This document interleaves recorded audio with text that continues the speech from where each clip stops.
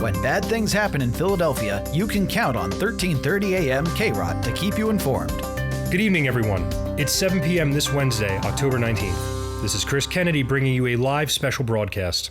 I'm being told that we have Dr. James Ashford from the CDC on hold and can begin our interview with him at any time. Give me one moment. Dr. Ashford, can you hear me? Yes, you're coming in loud and clear. Dr. Ashford, my name is Chris Kennedy. I'm a news anchor with 1330 AM KROT in Philadelphia. It's good of you to join us. Thank you for having me on, Chris. I'm hoping that this interview will be informative. You and me both, Doctor. Before we begin, can you tell us generally about the Mortalis infection?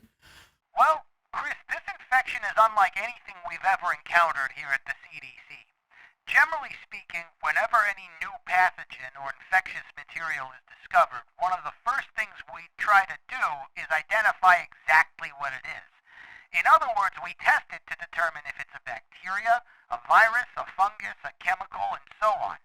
However, with the Mortalis infection, we've had a lot of difficulty pinning down exactly what it is. We've tested it hundreds of times from a variety of samples and have gotten both positive and negative results for it being a bacteria, a virus, and a fungus. Now, wait a minute, Doctor. Are you saying you can't even determine what this infection is? Not exactly. Initially, we were baffled by the results of these tests and had no idea of determining exactly what we needed to do to find a more definitive answer. However, after re-examining the data, we've managed to determine two important facts. First, whatever the Mortalis infection is, it has one of the most impressive mutative abilities I've ever witnessed. To draw a comparison, scientists have been hard-pressed to find a cure for HIV because it can frequently mutate its coat protein. However, Mortalis has an ability to mutate that makes HIV look like it stands still. Second, Mortalis seems to mutate in response to its attempt to transmit itself to a new victim. Doctor, if I may interrupt, are you saying that Mortalis changes its form between bacteria, virus, and fungus depending on how it transmits itself to a new victim? To an extent, yes. So far, we've only noticed this in the infected concession stand foods and beverages we've tested. On foods, Mortalis appears to mutate to resemble a fungal form, but in the beverages we've tested, it has taken a bacterial form. We suspect that it takes a viral form when airborne, but have yet to confirm this. How is that even possible? To be honest with you, I have no idea. Frankly, no one at the CDC thought this was even possible and have not formed any rational theory as to how Mortalis is able to do this. What we can say, and rather definitively at that, is that this ability makes Mortalis the most contagious pathogen we've ever seen. Well, Doctor, what can the average person do to protect themselves against this thing? If you have to go outside, cover your eyes, ears, nose, and mouth. Any opening on your body is a way for Mortalis to infect you. If you have to go out, those cloth masks you have won't offer much in terms of protection, but they offer more protection than not wearing one. I'd recommend wearing an N95 mask or a self-contained respirator. If you have to touch anything outside, wear gloves. Disinfect anything you bring home before taking it inside using bleach or other strong cleaning products. Other than that, there's not much else we can do at this point. If you suspect that you're infected, do not panic. Seek immediate medical treatment. Do not delay. From what we currently know, the Mortalis infection has an incredibly long gestation period. So the sooner you seek treatment, the longer you may have to survive, and the better your chances become of surviving. Doctor, what can you tell anyone who has a relative infected with Mortalis? I caution anyone who has a relative infected with Mortalis to let the doctors do what they can to help.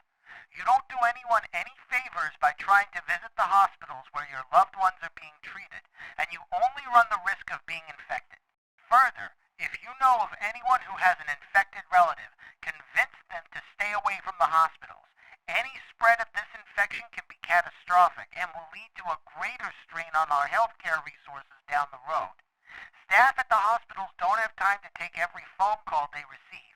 If you want information on your loved ones, systems are being put in place where you will be able to access information regarding their condition. Technicians are working around the clock to make sure that these systems will soon be up and running for the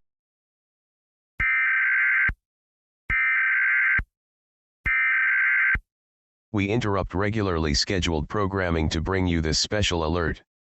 As of 7 p.m.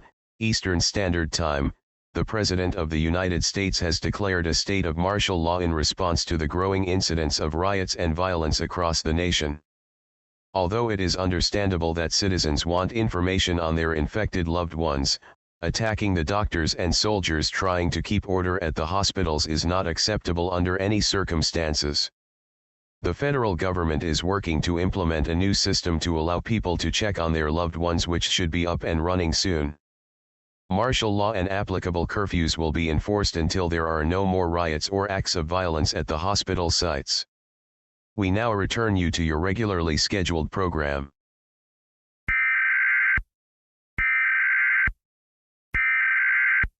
Know we were going to be interrupted? Did anybody know? No, we had no warning. We don't usually get any warning from an emergency alert broadcast. Great. Where's Dr. Ashford? I don't know. He must have gotten knocked off our telephone lines when the emergency alert was sounded. Knocked off the telephone lines because of an emergency alert? How did that happen? How am I supposed to know? We've never had anything like this happen before. Can't tell you why that happened. Oh, that's wonderful. That's just great. Get someone in here. I've never had anyone knocked off a phone line because of an emergency alert before. Never. That has never happened in all my time as a broadcaster. I want answers. Look, you're making a lot of assumptions. It's possible that his telephone line died by coincidence when the emergency alert came.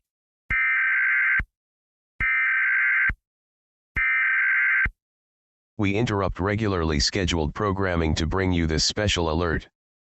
Normal programming has been suspended for the rest of the evening in order to bring you updates relevant to your area. If you do not live in the Philadelphia area, please tune into a local radio broadcast reporting on your area.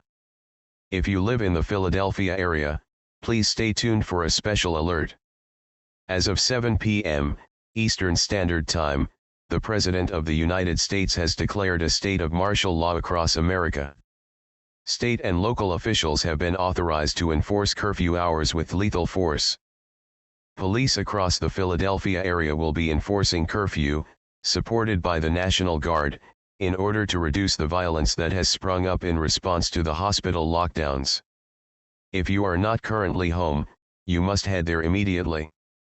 If you are stopped by authorities before you can reach your home, surrender to them, and explain yourself. They will escort you home. Do not make any hostile gestures or they will shoot you on sight. Once home, stay at home. If you are in need of vital supplies, such as food, water, medical equipment, or any other essential items, a special text service has been set up and will be messaging everyone in the Philadelphia area. Provide the appropriate responses based on your needs and supplies will be delivered to your home within 24 hours.